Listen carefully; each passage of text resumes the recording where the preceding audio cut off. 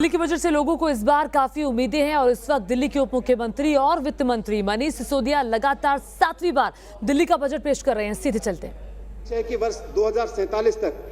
दिल्ली की प्रति व्यक्ति आय सिंगापुर में बैठे हुए नागरिक के प्रति व्यक्ति आय के बराबर होगी।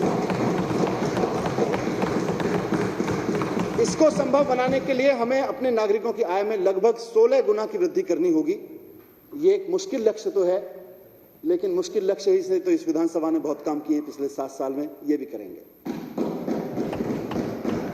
अध्यक्ष महोदय, पिछले 6 साल में जिस तरह केजरीवाल मॉडल ऑफ इकोनॉमिक्स के तहत दिल्ली वासियों के हर महीने के खर्च में पानी के महंगे बिल की जगह पानी के 0 बिल आए हैं, बिजली के महंगे बिल की जगह 75% आबादी के बिजली के बिल 0 आए हैं, बच्चों की महंगी एजुकेशन की जगह सरकारी स्कूलों में 0 खर्च पर शानदार एजुकेशन मिल रही है, और खासतौर से महिलाओं के लिए कहीं भी आने जाने में बस का खर्चा 0 हो गया है।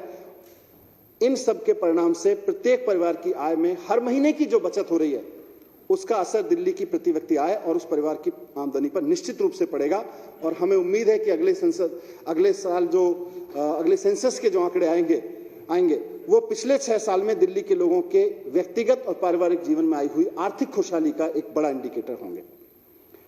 अध्यक्ष महोदय, मैं 2020-21 जो वर्तमान वित्त वर्ष है उसके लिए कुछ रिवाइज्ड एस्टिमेट सदन के समक्ष रखता हूं। मौजूदा वित्त वर्ष के लिए 59,000 करोड़ रुपए का रिवाइज्ड एस्टिमेट प्रस्तावित है, जबकि बी में हमने इसके लिए 65,000 करोड़ रुपए का अनुमोदन लिया था। 59,000 करोड़ रुपए का आरई पिछले साल में व्यय किए गए 51,186 करोड़ रुपए से 15.26 टाइम्स परसेंट अधिक है, और 59,000 रुपए के आरई में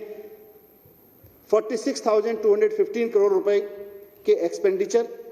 और रेवेन्यू के तहत 12,785 करोड़ रुपए कैपिटल के तहत हैं।